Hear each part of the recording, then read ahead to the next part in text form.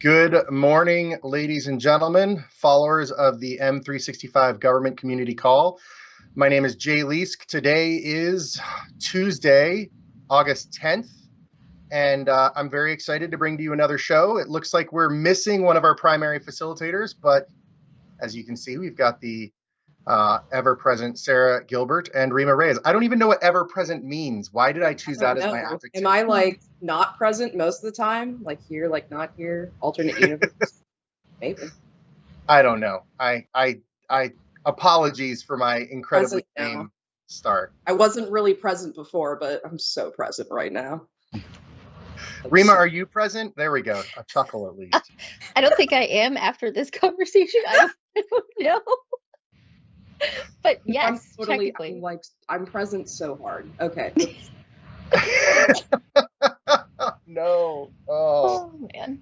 All right. Well, as we typically start off with a very professional looking presentation, just wanted quick news updates. Sarah, Rima, any news going on in your neck of the woods?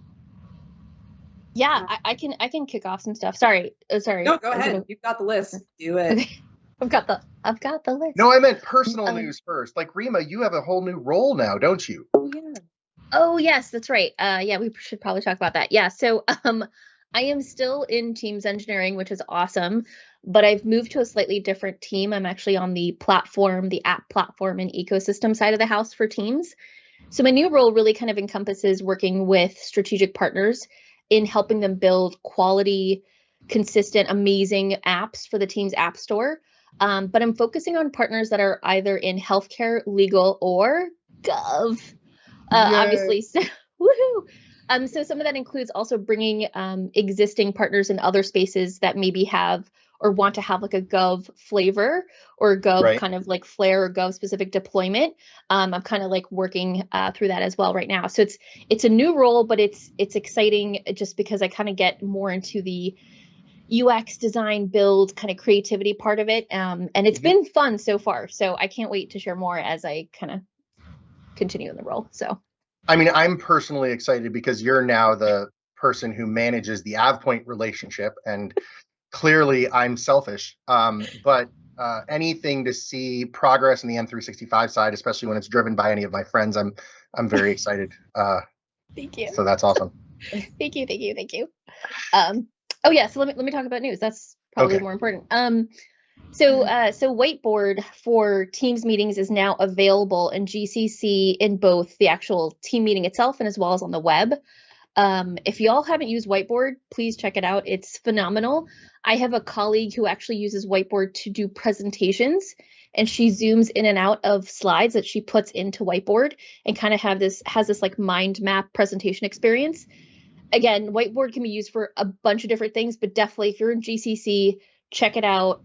We know we have a lot of customers who are interested in that, so be sure to allow that and enable that. Some other capabilities is Planner has kind of taken it up a notch. So Planner now has some more integrated features from like tasks and to do. So just make sure that you take a look at the Planner UI. It's going to be a little bit different. We've included something called task publishing. If you don't know what that is, we can definitely put a link in the chat here. But that's going to be really key for government agencies, especially who are very deep or heavy into like a workflow approval process. That's going to be pretty awesome. And then finally, we've got a couple other kind of quick hitters. So the SharePoint Pages and Lists tab, adding that to a team, that is now available in GCC High and DoD. Woohoo! We also have Teams support for Macs, like Mac devices, in DoD. We also now have the Forms app polling. So like, you know how you can create a poll in Forms? You can do that now in GCC. We also have the Microsoft Lists app available in all 3 clouds. And finally, you know, I kind of want to say something that's actually going away or has gone away, is that Skype has officially retired as of July 31st. So for anybody who's looking for coexistence modes, or like, you know, who's trying to have like a mixed Skype online and Teams environment, it's not really going to be the case anymore. So just FYI, that's gone. That's is that gone all the way up the chain now? Oh, across the board, yeah. Mm-hmm. Okay. So the next thing I need you to work on is with my DoD partners to make it so they can attend my Teams meetings, because I don't know what has happened, but somehow no one in DoD can attend a Teams meeting if I send it. They can attend theirs and I can attend theirs, but can you work on that, please? Yeah, so there's original reasons for that, just for compliance reasons. But yes, that is something we are absolutely 100% working on. Something that's been actually new in the DoD to kind of, you know, rest of gov and commercial space is that agency or DoD organizations can essentially federate or have like one-on-one chat with other organizations. So, for example, I was able to do a one-on-one chat with one of our guests today in Teams, and I sit in commercial because I'm part of the Microsoft tenant. So that we're slowly like trying to kind of push the envelope and say, let's bring more features in, but more stuff is coming, specifically that, Jay. Absolutely, we are actively working on that. That is very exciting. There were 2 other like link blogs that were posted there. Sarah, did you see the remote work resources and the roadmap newsletter that were put out there? Do you want to talk to those? Am I putting you on the spot and you have no idea what I'm talking about? It's totally okay. You're muted. You're on mute, Sarah. Oh no. You mean the ones that are published under the blog that I manage? Yes, those are the ones. Taking me by surprise. Right. Even when I hit the publish button, those. Those are the ones.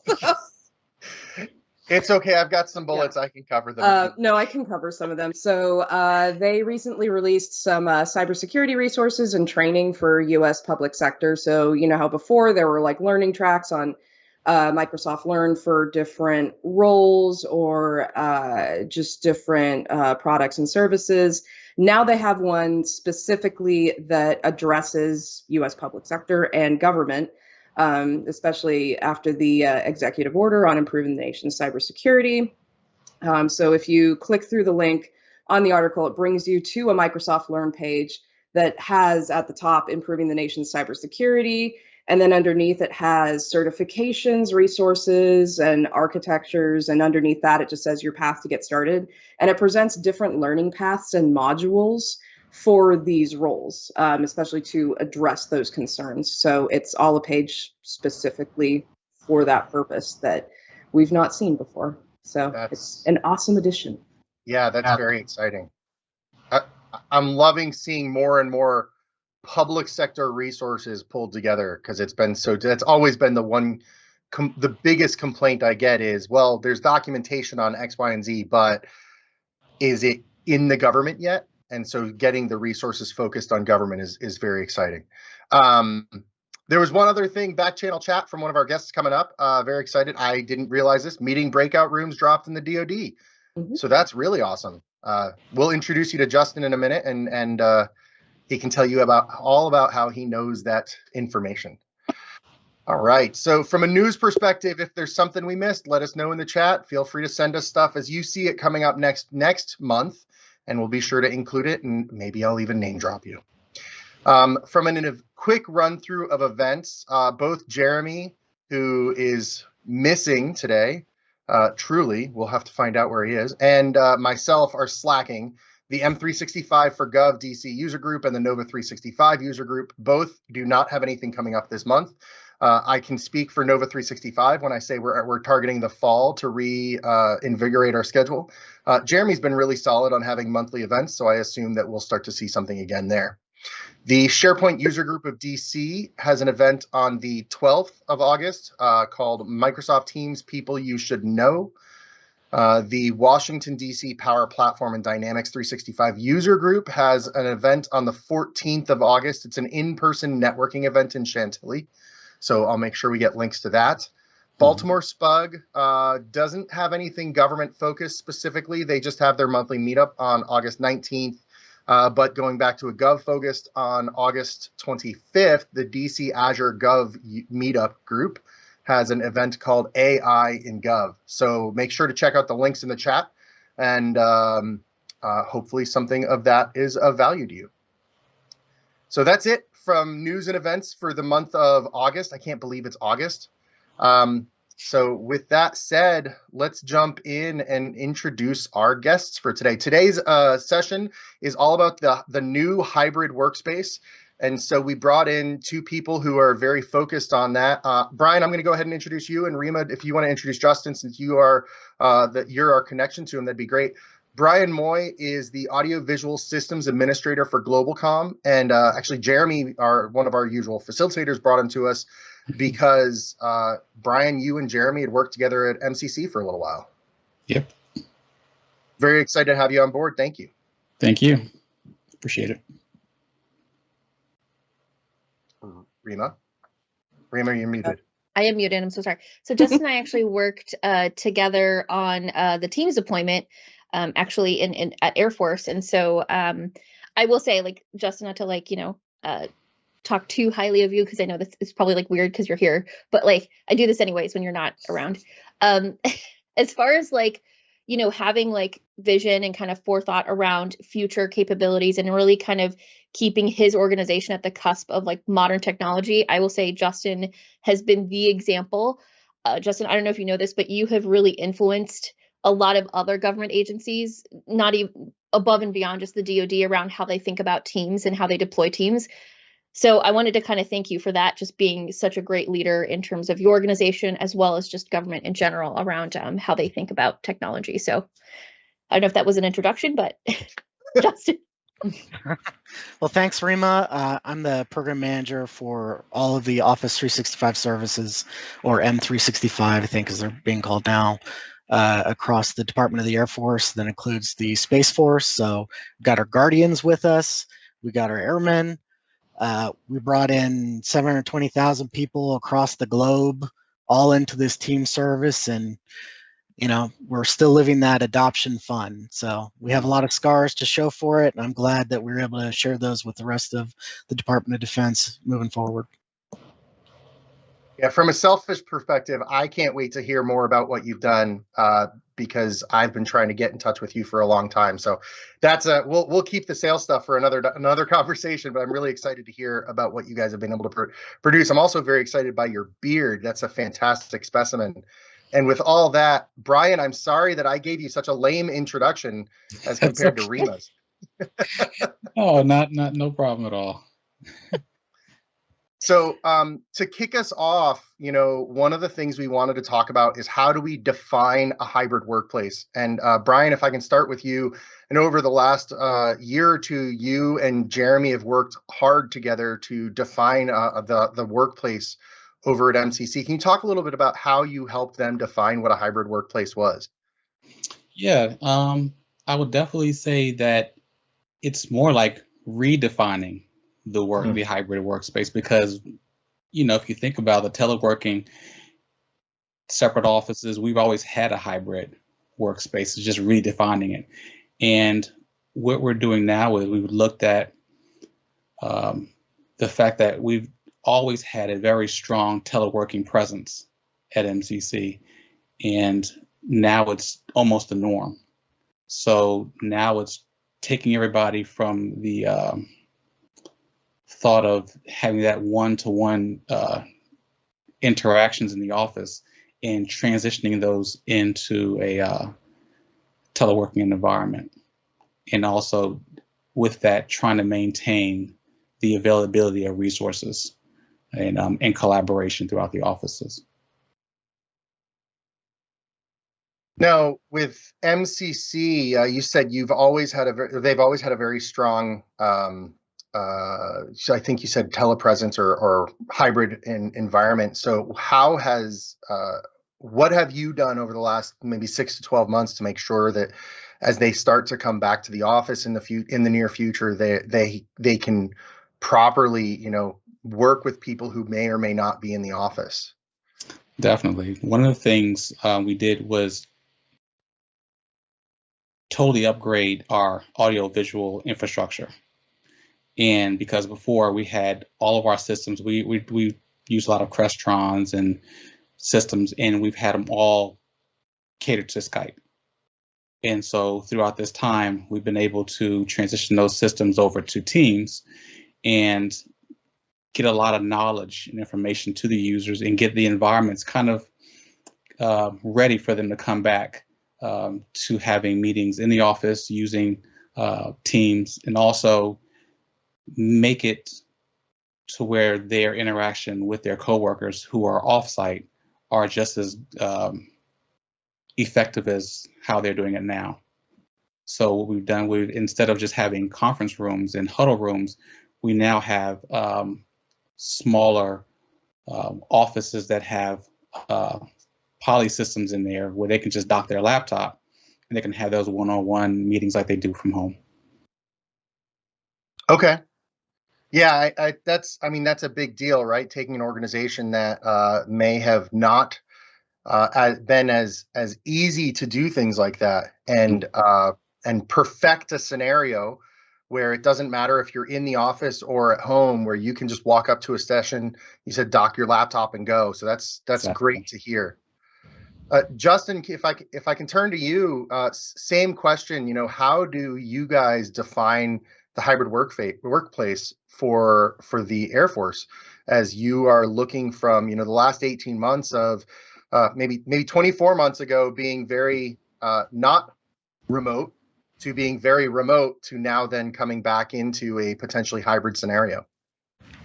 Yeah, so that's a great question. So when I met Rima several years ago, when we started to roll out these Office 365 services, the Air Force was almost entirely just using email and just having phone telecom conversations. That was it.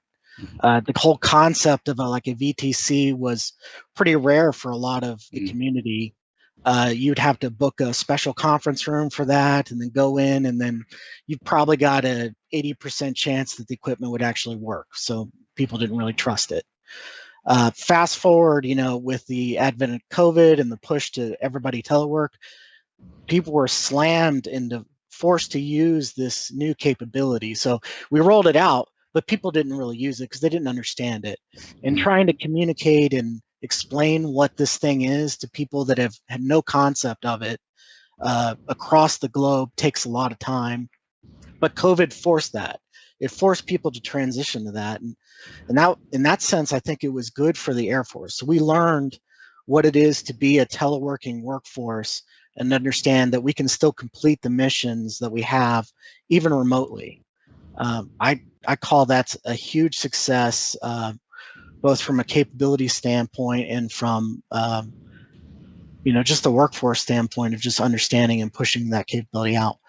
But the one thing I want to say is now that we're coming back, we're having to redefine hybrid. Just as Brian mentioned, before facility space has always been an issue for the Air Force. We've got a lot of aged buildings, some of which have needed renovation for several years now.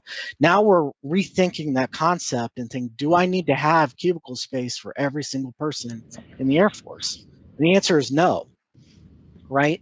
So we're having to relook at all the requirements and look at all the costs and see what we can save now by offering common facility hotspots, as Brian mentioned, where you could just come in and dock a machine, sign into all, your Office 365, and then you're good to go, and then leave people telework for the most part if they want to.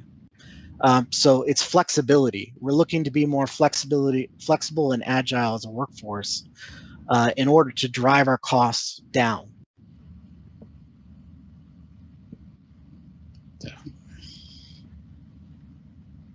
You okay there, Joe? Sorry. Yeah, no. I think he was like waiting. He was like, Rima, ask the next question. Sorry. Yeah. So my next question, and Justin, I'll start with you, and then I'll go to you, Brian. But so with your familiarity with Teams, and Justin, I know you obviously you're uber familiar with Teams, but what are some existing capabilities that are within Teams meetings, or even within the M365 system, that you think are going to help bridge the gap between those working in or outside of the office? Or, is there anything that you're seeing is being like a huge game changer in having that blended sort of workforce? Well, the very first thing I'll say there is just having the capability to type in someone's name and then call them and have a video conversation was so foreign to us. We had no concept of that. And if you think of like the way email conversations go, I would say a large portion of the Air Force would just get barraged with thousands of emails. And then your workday is, I triage. I can't possibly read all this stuff. Most of it doesn't even matter to me. So I have to rack and stack which emails I need to read and, take an action on. Now, if I need to reach out to somebody, like I said, I just call them. We have a direct conversation and we knock out tasks in a matter of minutes rather than hours. That's a huge saving and huge benefit to the Air Force. Probably the other thing is blending with the advent of blending in the hybrid workspace, allowing dial-in numbers into our Teams meeting has also been huge. So we don't have the capability to have Teams on every phone device because we're in a secured community. So in order to bring in workers who need to be more secure or who are mobile, now they can dial into Teams meetings through the audio conferencing lines that we've set up. So that's been a huge win. Which is fairly new, right? And I think you all were kind of leading the charge around configuring that in DoD, because I know Teams was JITC approved, which is the Joint Interoperations Command, Definitely. From the Army that approves. They approved Skype before, and now they have Teams as an officially approved UC platform for DoD to be using. And so I think once that approval came about, then being able to add audio conferencing numbers became a reality. And I remember you all were kind of leading the charge around configuring that. So that's really interesting to know that was a huge game changer as well. That's cool. Yeah, so if you think of a secured workforce in the Air Force, a lot of people are in classified environments where there's no connection. The only thing they have is a phone. So that helped bridge the gap in some way to allow them to join into our meetings. So it was huge for the Air Force to get that. That's so sorry. I just go pause on this for a second because coming from that community as well, I never even thought about that until you just brought this up right now. Hybrid doesn't just mean those who are physically in an office and physically not. It could also mean people who are in different workspaces that may not have access to various technologies for whatever reason. Maybe it's security and that's a really fascinating point. And that's obviously very prevalent in government and also, the contractor space too. I'm sure if you've got contractors working with you on a project, that would be of need too. Oh, yeah. So just think if you ask what is the business of the Air Force, it is all businesses. The Air Force pretty much covers, or Department of Defense agency has everything from even firefighters, from police officers, all of them. And not all of them have equipment. Not all of them have laptops. So how can you bridge between the different organization and needs? And the answer is through that flexibility with audio conferencing being the primary reason for that. That's awesome. Awesome. Okay. Wow. All right. So Brian, I know obviously you know a lot about devices too. So what are your thoughts around some of the existing capabilities today and how essentially that can help bridge the gap between these two environments or two different types of workers? Yeah, definitely. Our thoughts to the features that Teams has, really we're looking to find out how do we bridge those gaps that we're having now. You know, the daily conversations around the water cooler or the pantry. You know, the in-person huddles, the always being available culture. You know, we look down the hallway or down the cube space and we see our coworkers. That's already telling us you're available, whether you're on the phone or not. You're available, and those boundaries were very blur in the office. So with us, the features in Teams, whether it be the chat or the groups or what have you, those were a nice to have before COVID. Now they're essential. And it's getting to be where we're looking at folks who are now using just the basic features like one-on-one chats. Before it was like, I'm not sure if I really want to use that. Now it's, why aren't they responding? Yeah. You know, Yes. and the availability, you know, am I available? Or, ooh, I'm in a meeting. Ooh, they're on a call. Can I interrupt them? Are they really in a meeting? Those things are really important now. Where before it was like, okay, whatever. Collaborating on documents. The fact that I could be in a meeting, a one-on-one with you, or in a group meeting, I can pull up a file and we can all work together. Yep. You can't, that's replacing those little 5-minute huddles in the office where I bring a paper to your desk. Yeah.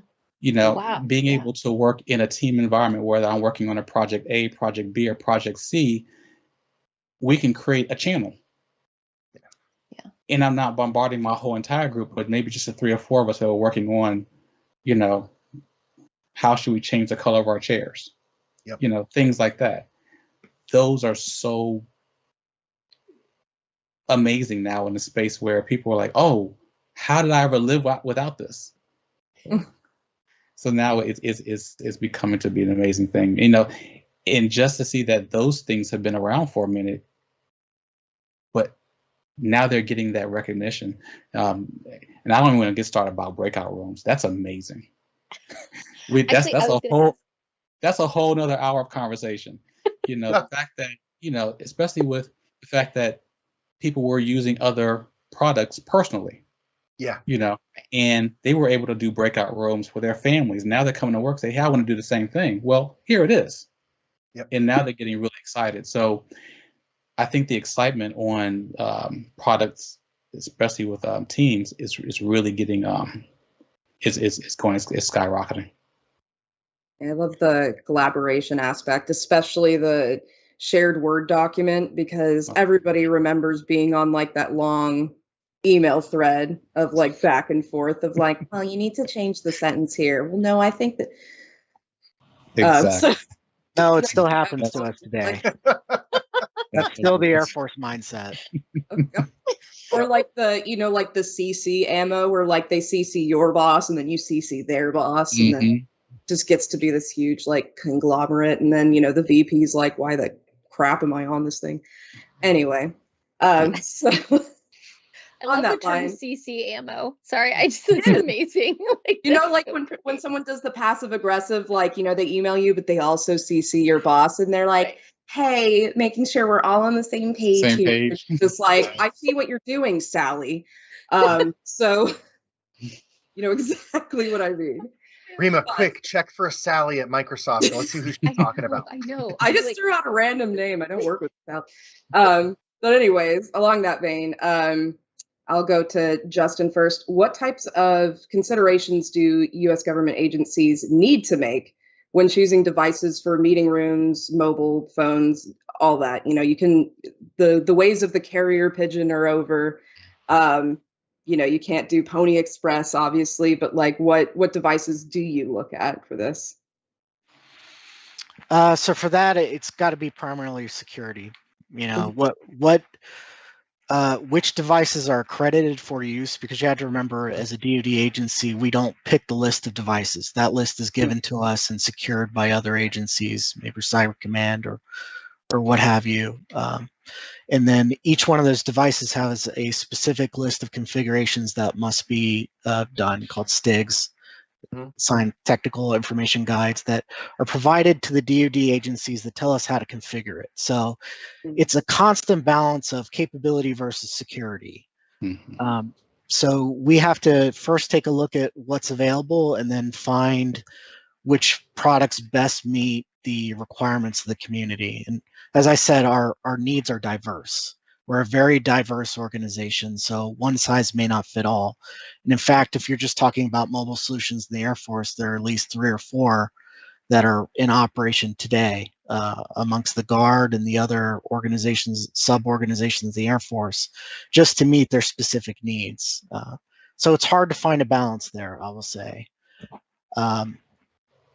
But just to emphasize, if I haven't emphasized it enough, it's security is our baseline concern. You know, can we ensure that this device can maintain its security posture? What kind of risks do they pose and such? Right. Can I add to that too? I think Justin, because I know you and I have had like at length conversations about this too, but there are some companies that are based in different locations in the world, or are their headquarters maybe out of like a country overseas, and so sometimes that can be a factor, like regarding the device itself, right? So especially for U.S. government, you want to make sure, hey, is it like a trusted kind of country or a trusted kind of area that we have an agreement already with, or do they meet these U.S. government specifications? I think TAA is like one of them. I forgot what TAA stands for, but especially for like phone devices and things like that. I know when I've talked to a lot of government agencies, they've been pretty discerning, which is good, around what companies they want to work with. I'm not going to list them here or talk about them, but they pick specific companies because either they're based out of the U.S. Or they're manufactured in the U.S. and then that kind of follows like at a minimum level some of the guidelines, whereas some of our other devices are not based out of the U.S. So it's important to look at that, like when you're picking a company or a brand of device, as to like where that device is being created or manufactured. Yeah, and to that point, it's not only the security of the end device that you get, it's the supply chain. The entire supply chain of the device has to be examined to make sure that there are no risks in any components of that device. Yeah. So, Brian, if we step back from the DoD a little bit, where you have probably a little bit more flexibility with some of the customers you support, same thought. What other considerations might your customers be looking at when trying to decide? How do we handle this meeting room? How do we handle this? You mentioned that just walk up to a hoteling space and dock. How do we make sure that what considerations do you have for the technologies you're putting in those places? Well, for us, the security portion has already been thought about. So we get to jump in after the security has been thought about. So for us, it's simplicity, ease of use, functionality, and features. Of course, everybody has budgets and cost and effectiveness, but is the device easy to use? Do I have to have a step-by-step guide to join a meeting every single day? Is it going to have the key features that I need? So with devices, whether it be in a conference room, can I go into a conference room and push the least amount of buttons to get my meeting up and running? Yeah. So we look at the different interfaces that different companies may offer, and we will see, knowing your customer is the key. You know your customer, you find out who your audience is, and then you find the interfaces that least amount of resistance to getting your meeting up and running. Have to make sure there's not a lot of button pushing that would confuse them. Yeah, so because I was just in a workspace yesterday that's clearly a pre-Teams meeting workspace.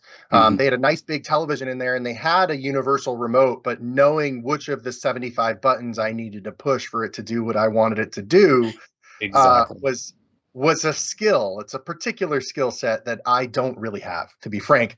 And nowadays with the way things are rolling out, like your technology needs to be much more focused on the end user. Like You can't rely on having an admin in the room, right?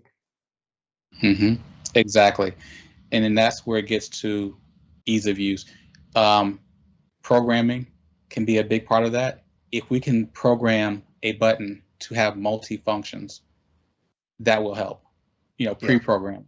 So if we can have a button when the user comes in there and they see their meeting on the little calendar, click on their meeting, it joins it, it puts it in the visual mode that most users would like. It either mutes them or unmutes them. Having those things animated definitely helps the user experience. And what we do is we try to either create videos for the users, have a little pamphlet in the room with a couple of simple instructions to get them running or going, and always try to also get into the business of education, because not everybody's going to be able to understand how to use these features or these products. So education is huge.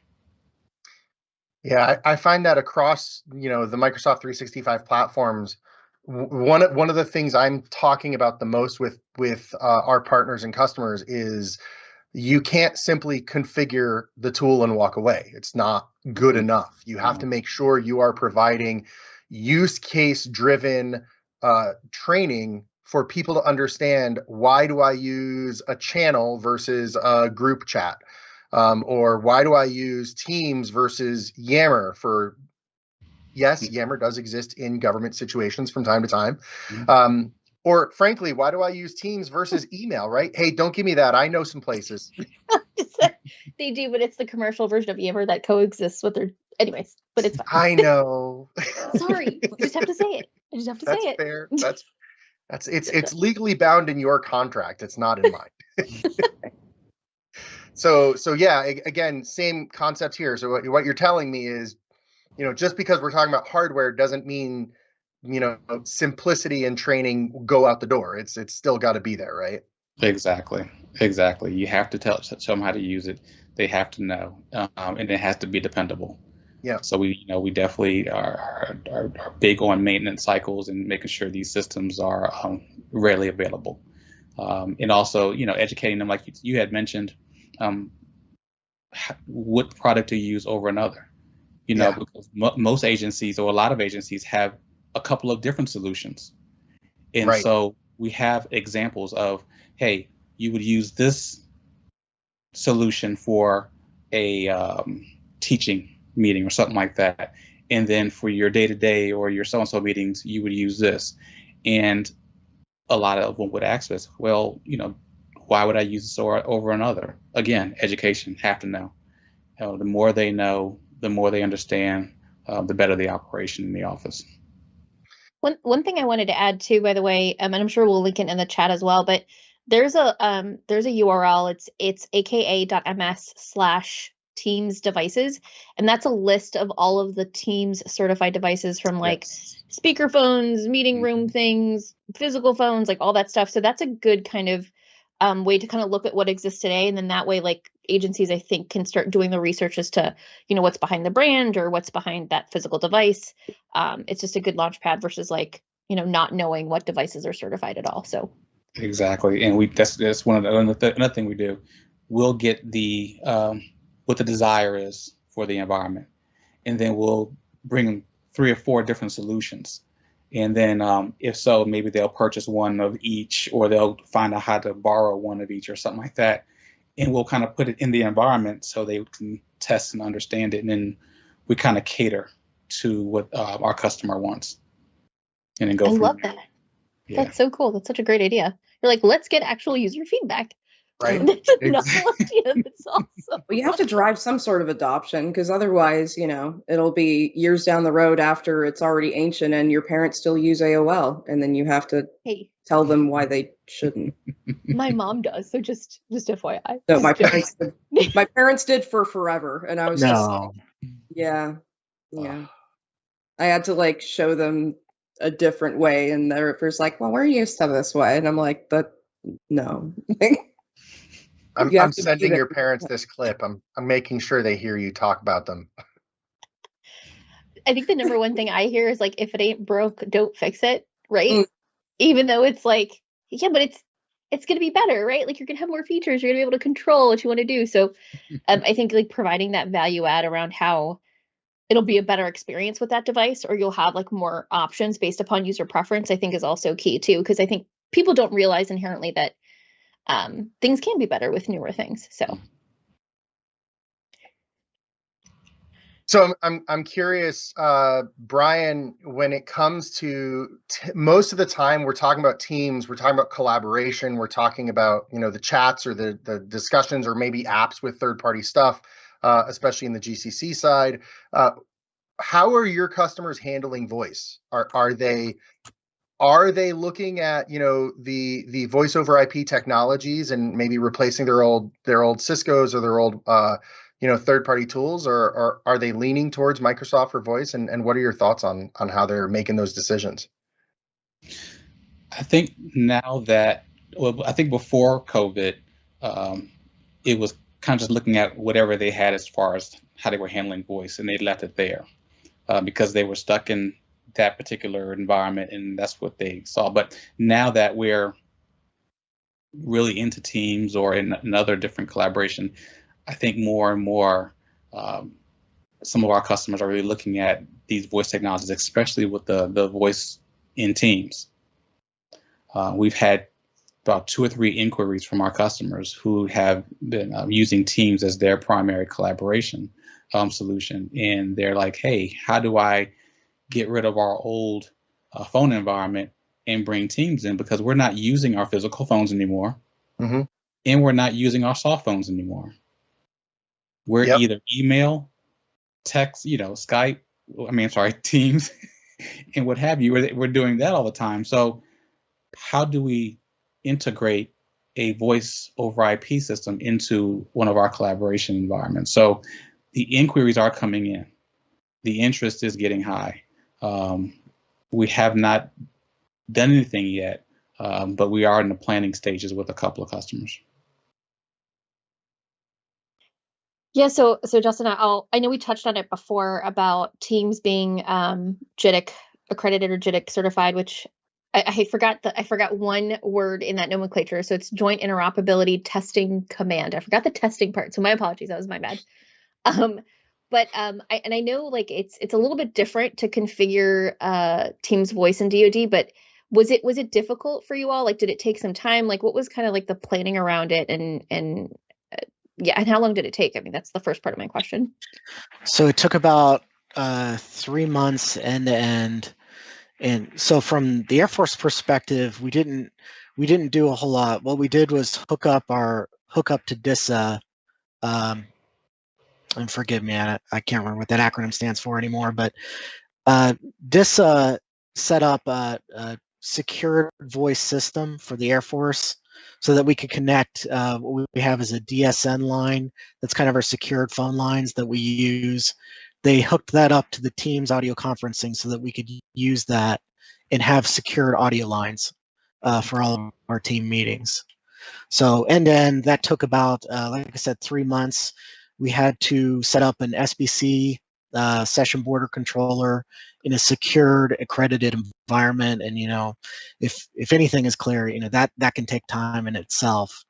But we're able to partner with them and make that happen rapidly. So that was the engine that drove us getting that capability out pretty quickly. Now the next part of this will be converting that into a soft phone for the Air Force. So just like Brian said, we're now examining the hybrid work environment and whether we need desk phones for everyone, and looking at the costs associated with using Teams or another product to provide a soft phone so that our teleworking workforce can still maintain communication with each other. Yeah, something I wanted to kind of clarify, I was thinking about as we were talking was, because you mentioned 3 months, and some other customers might be like, oh my gosh, that's a long time. Like, I don't have that kind of time. Especially customers who might be like That's in GCC. Fast. That is fast for the DoD. I'll tell you that. No, you guys actually are pretty fast. Trust me. Like I said, you guys are the gold standard. I'm not gonna lie. But I think that the biggest differentiation between that is that for commercial customers and GCC customers, Microsoft provides those calling plans automatically. So like we provide tenant admins with the ability to kind of like pick their numbers, assign numbers, like we kind of give you like a full solution to altogether. But there's parts of it that necessarily for GCC high and DoD especially, that can't meet those accreditations for those higher level accreditations because of where things live. That's kind of the simplest way to put it. So that's why those customers need to have a direct routing solution where they're essentially connecting Teams their existing like, voice solution. So and Teams provides the connector or the capability to do that. But it takes sometimes a little bit longer to configure that just because so there's like some architecture and some planning that has to happen in place. But when you've got that up and running, then you're 100% compliant with the needs of those two kind of levels, with the higher FedRAMP levels and the DISA levels. So I just wanted to kind of note that difference. It's much easier to set up audio conferencing and dial-ins for GCC and commercial customers than it is for GCC high and DoD. It's possible in all three clouds. It's just a little bit different, and we'll link to a document that kind of explains the architecture of how to do it if you are in GCC high and DoD. And to that point, Rima, it took us, out of the 3 months, it took us 2.5 months to set up the infrastructure and ensure the connections all work. And then those last couple of weeks, we're just turning on the audio service, connecting and testing. So that's awesome. That made it very easy. That's good to know. Thank you. You see, y'all are hearing it first. Proof is in the pudding. So this has been an amazing conversation. I hope that, our listeners are getting some interesting feedback out of this. I love having, someone from the industry and someone from the DoD, the two opposite ends of the spectrum.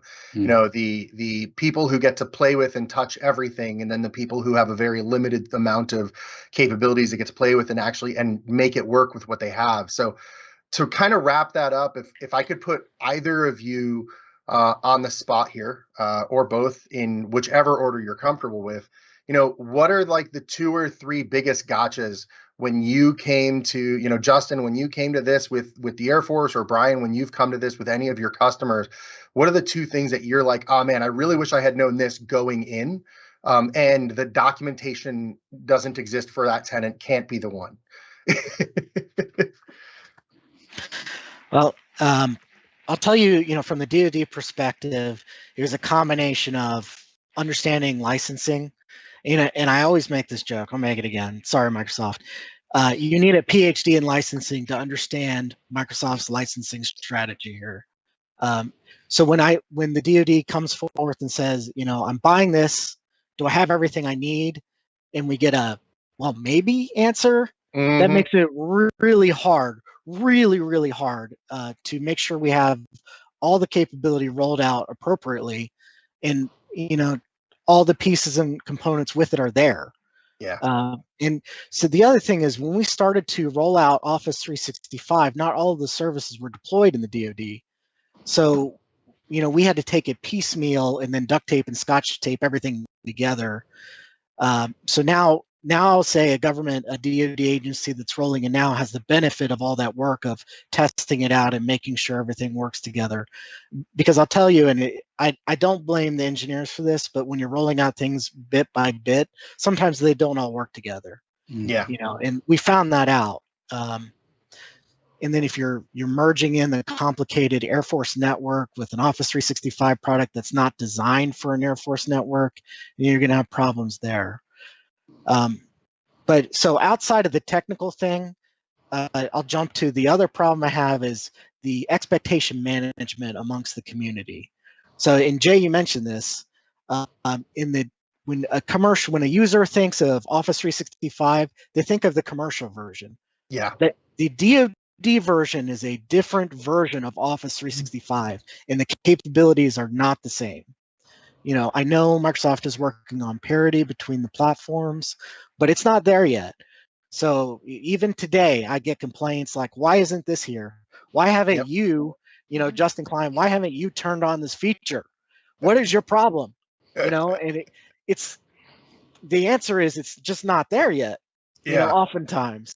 So it's hard to set that expectation and to explain to people, here's a list of things that aren't there yet. and merge that in with, this an evergreen service. It's constantly evolving. Things are dropped every week or every month. Trying to match those two is difficult.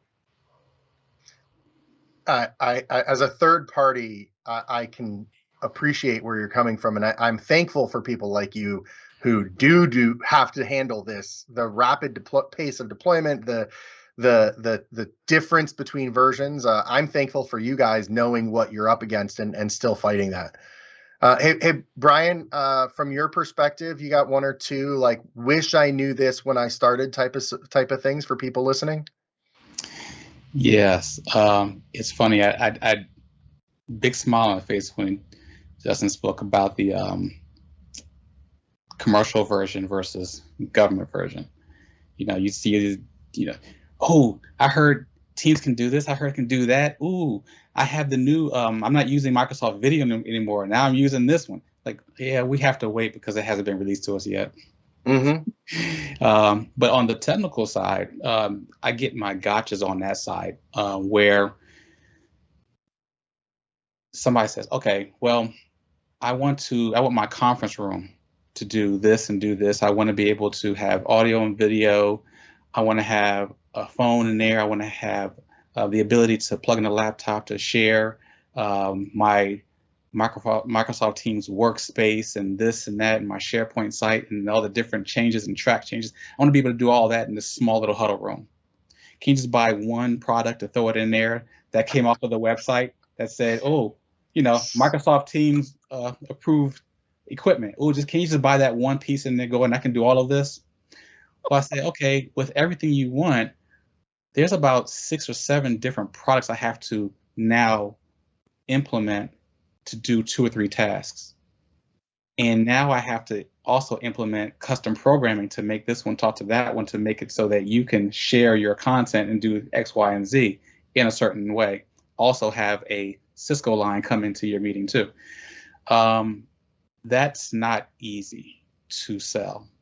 Yeah. It's not easy to sell. It's not easy to get customers to understand. There is a increased in your budget for everything that you want to do. That's the rough part of selling that and getting to understand that each of these things is needed to make your solution work. Yeah, no, great feedback on both of those. I hope that's helpful to people. Justin, Brian, thank you so much for coming on today and sharing your experiences. Brian, I again love talking to industry who get to experience the commercial side, the government side. They get to see the best of both worlds. And Justin, nothing like fighting the good fight in an environment where, as you've said, we get what we get and we do our best with it. So thank you for pushing that through. Yeah, thank you all for joining today. I appreciate it. Thank you for having us. Yeah, thanks for having us. Thank you. All right. So for our listeners, if you want to hear more from Justin or Brian, you can see how to catch up with LinkedIn here on the screen. Hopefully they noticed that at the beginning of the call, and this isn't a surprise. If you want to hear more conversations like this, make sure you subscribe. I've got a link in the chat on how to get notifications of upcoming presentations and meetings.